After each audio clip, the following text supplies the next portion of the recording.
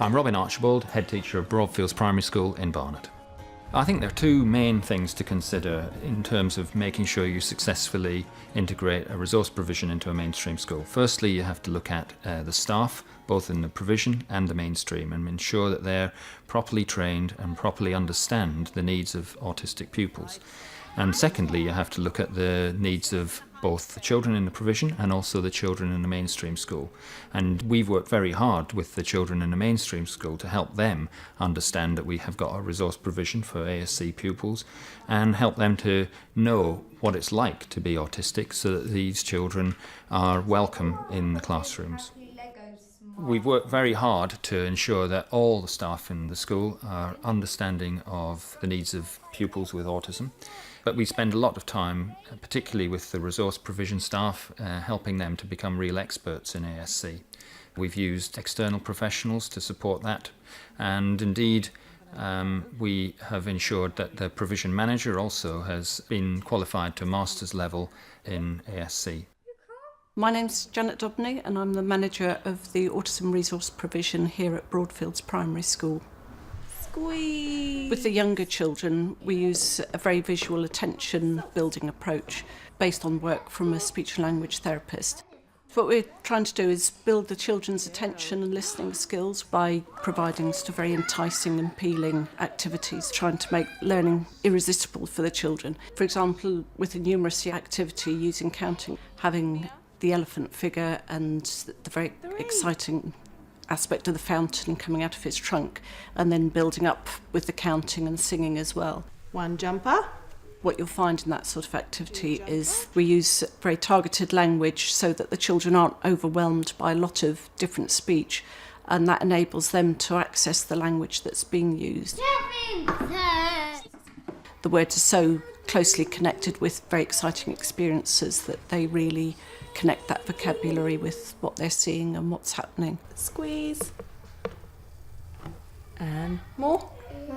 Squeeze. The aim is for the adult to be the most exciting thing in the room at the time, and what the adult's doing is going to really attract their attention and capture them, and they're learning the skills of waiting and of watching and attending and turn taking, because they then get the opportunity to do the same activity themselves.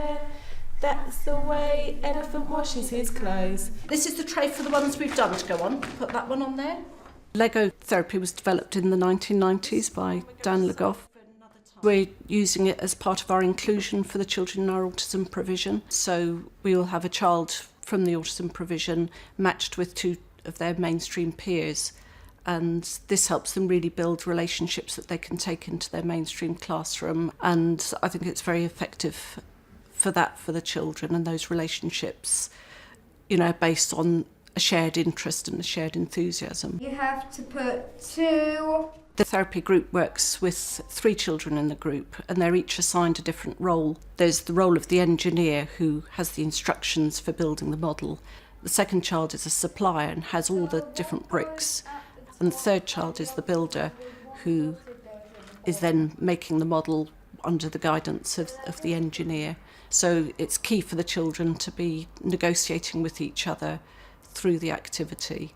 And then black goes. It really builds on the children's natural interests and strengths who are on the autism spectrum, because it's such a logical, systematic sort of toy, and it really appeals to the children's systemising natures. We're all ready to start. Are you ready, boys? Yes. Yeah. You build. It's a great motivational activity. The children are really developing their social skills and their play skills and their communication skills whilst doing an activity that they really enjoy. Hold. Please. Thank you. The adult's role is really to help the children to resolve any difficulties by identifying that there's a problem and helping the children to identify what the problem is and what they can do to resolve it. So you need this one over here. Kian, there was a problem there. What happened? I don't know. You're the one with the instructions. Who's the supplier? Silly me. Oopsie. So I'm Paul Pizer. I'm a teacher in the autistic spectrum condition provision at Broadfields Primary School. Autistic children often need to know what's going to happen in a day, and if they can see what's going to happen and what they need to do next, they're often calm and it helps them during the day. There are two main ways that we incorporate teach principles into our classroom. One of them is in the visual systems and routines for the children, and the other one is in our classroom layout and organisation. So as part of the visual systems and the routine, we have a class timetable on the board, and we go through that with the children as part of a circle time at the beginning of each of those sessions. And then after that, they have individual schedules, a list of all the activities they've got to do, and it always ends in a motivating activity. It could be a playtime, or if their incentive is food, it could be part of snack or lunchtime that it ends in. And they have to take a cue card, a schedule card, and they go and put it on their schedule. They can see what activity they've got to do next. They take the last activity they've done off their schedule, and they can look at the next activity and then go and get ready for that. The pupils will use personal workstations to do independent work, and they're often screened off or in a quiet part of the classroom to stop them getting distracted. The other way is in the classroom layout and the organisation. Our classroom's split into different areas.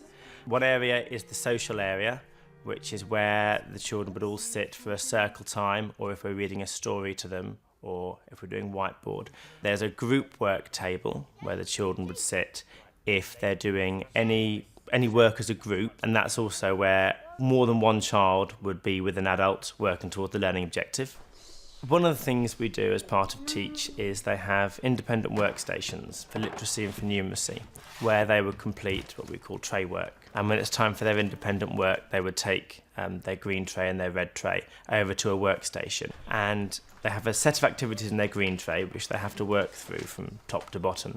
Once they've finished all their activities, they put it in their red tray, and then when they finish that activity, they put their trays back. And it's to promote children to work independently.